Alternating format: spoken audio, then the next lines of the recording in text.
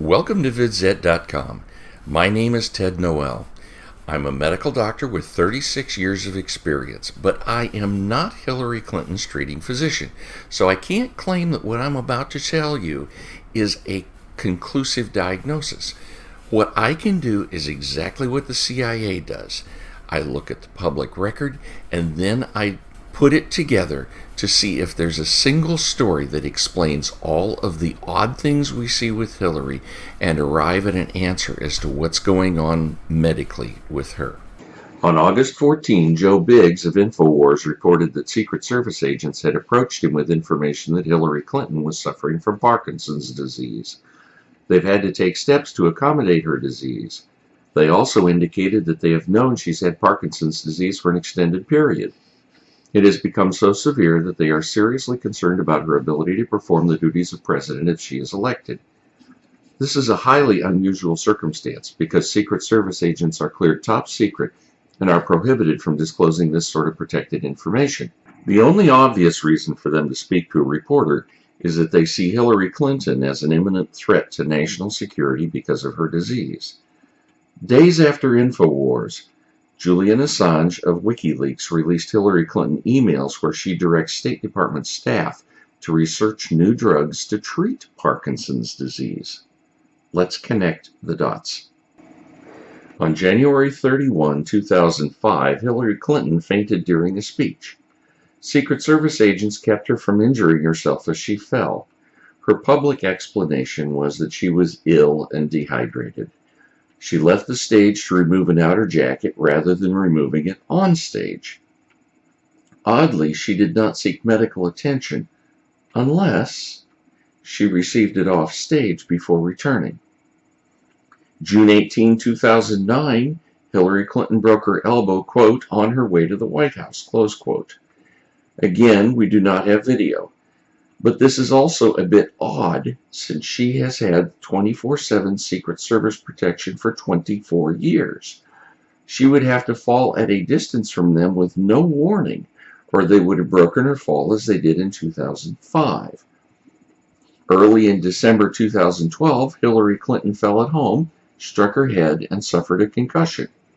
Like the 2005 fall, the public explanation was dehydration and fainting. But again, this is very odd. To strike your head requires a complete loss of protective reflexes. Being wobbly from dehydration won't do this. At this point, let's look at the Secret Service Parkinson's disease story. If Hillary has Parkinson's disease, all three falls make sense. In 2005, she could have felt herself starting to have problems and went off stage to get an apomorphine shot for a quick fix. Unfortunately, it didn't work and she fell.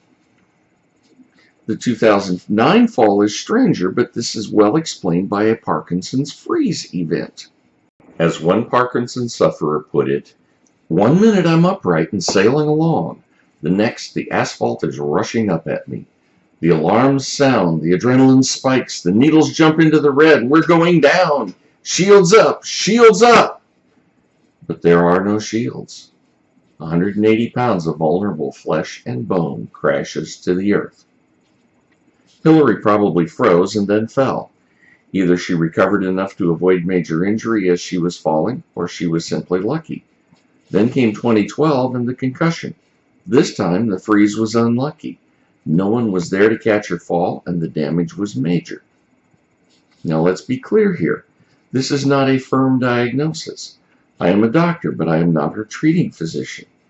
But everything so far fits the theory.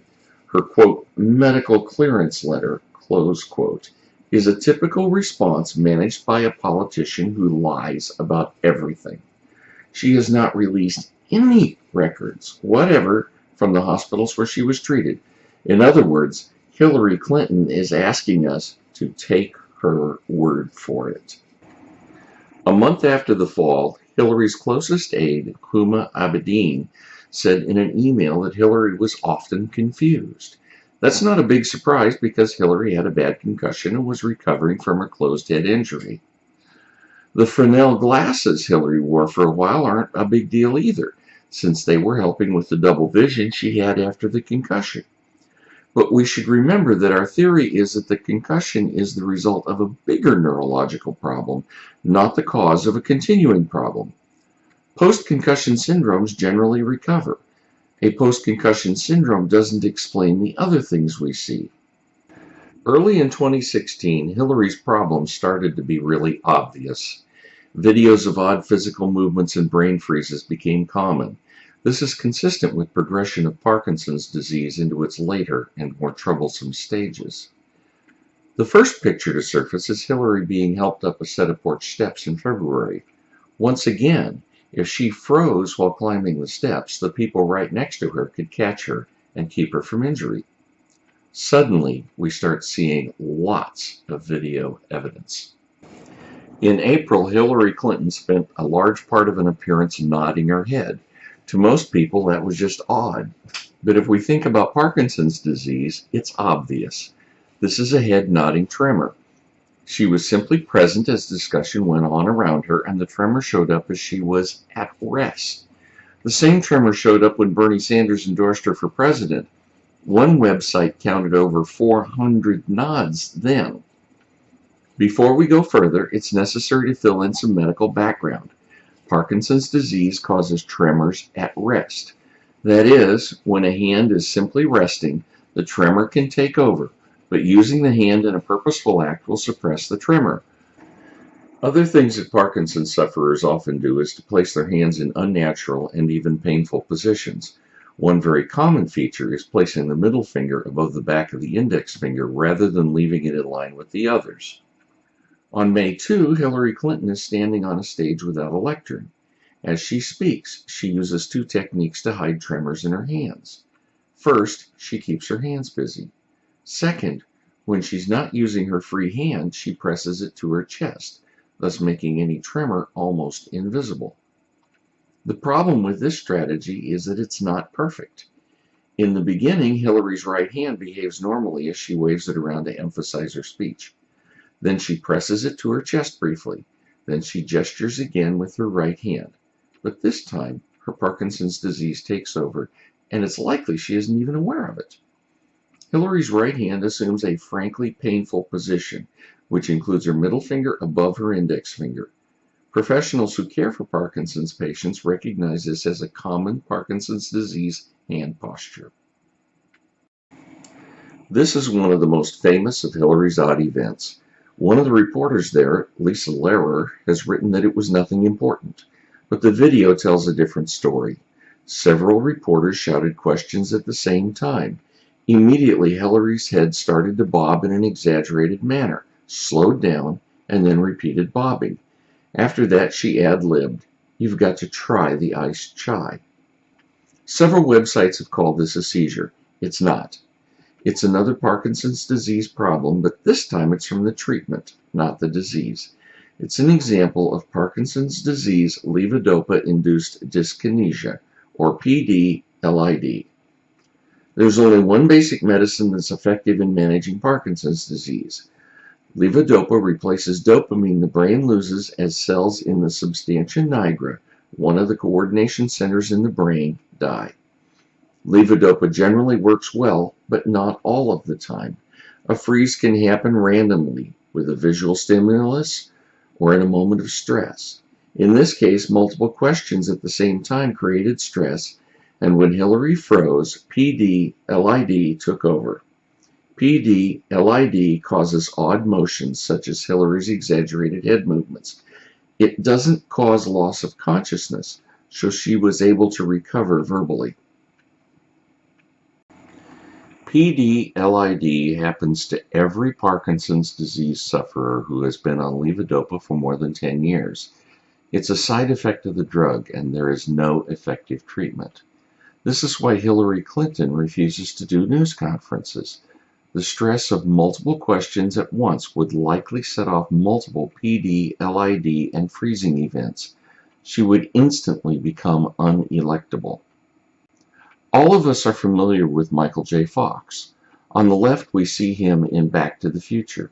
On the right, we see him off his meds, showing the full fury of Parkinson's disease. Notice his eyes.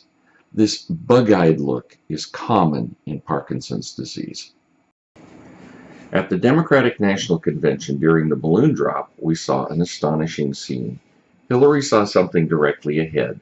A normal startle reaction would lock her in that direction, but that's not what happens. Instead, her head jerks hard left, then up. Her eyes pull right, and her head follows. Then her eyes reverse to the left, and her head follows again. All through this, her mouth is unnaturally wide open, and she has bug eyes. Every element of this is common in Parkinson's disease. When this was shown to Parkinson's disease patients and caregivers, there was no doubt. This is probably a freeze where PD-LID caused an oculogyric crisis. A week or so later, Hillary declared that she had, quote, short-circuited, closed quote, a false response to Chris Wallace of Fox News. That's a very strange comment, since the term short circuit is not in slang usage. But it is used to describe what's going on in the brain of Parkinson's patients. It's likely that Hillary heard it in a visit to her doctor and simply repeated it uncritically, not realizing that she was revealing another view into her Parkinson's disease.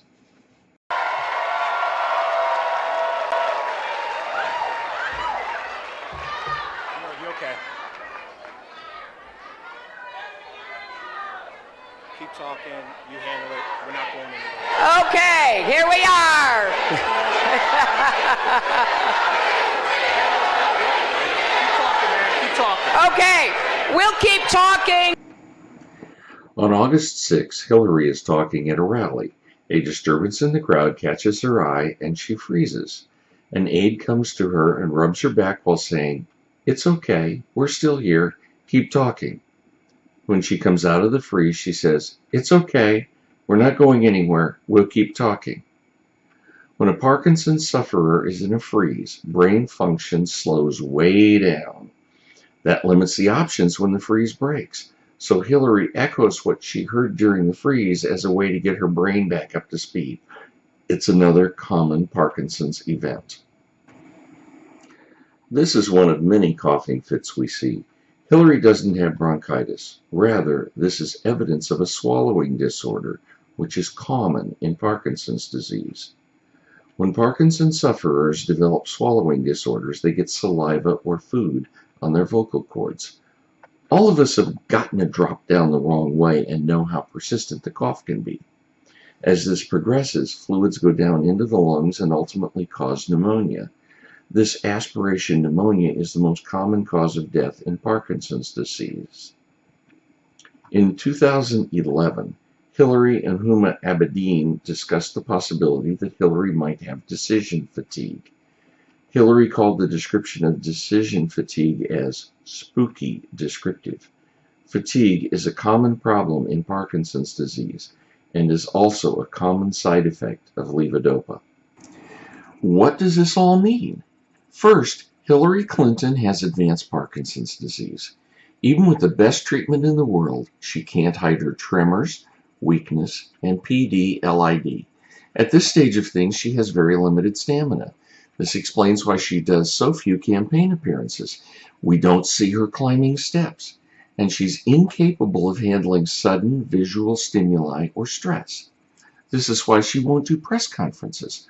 Multiple reporters shouting questions are likely to cause more bizarre tremors and dyskinesia. Second, Hillary Clinton is incapable of handling the daily stresses of the presidency. She would have frequent freezes and off states. The 3 a.m. phone call would simply go unanswered. By the way, is that what happened during the Benghazi attack? Third, as Parkinson's disease advances, it often produces dementia. Our president must always be strong and clear-headed. If she is not doing the job, then who will? Will it be Huma Abedin, who has been associated with Muslim causes and directly involved in the Clinton Foundation corruption? Will it be Bill Clinton, who is at the center of the Clinton Foundation corruption? Remember, President Woodrow Wilson had a stroke in 1919 and was largely incapacitated. The only people with regular contact were his wife and his physician. It appears that they may have acted in his name, but without proper authority. Or will Vice President Tim Kaine take over? Of course, then the Clintons would lose their juice.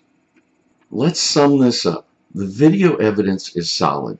Hillary Clinton, in spite of the best efforts of her handlers and doctors, shows strong evidence of having advanced Parkinson's disease. This debilitating condition makes her medically unfit for any position of responsibility. Since the presidency is one of the most responsible positions in the world, she is totally unfit for it. Let us not confuse medical and political issues here. I'm firmly opposed to Hillary Clinton on political and moral grounds, but this discussion has been about her medical condition. Hillary has known that she has advanced Parkinson's disease since at least 2012. She also knows that it makes her unable to do the job required of a president.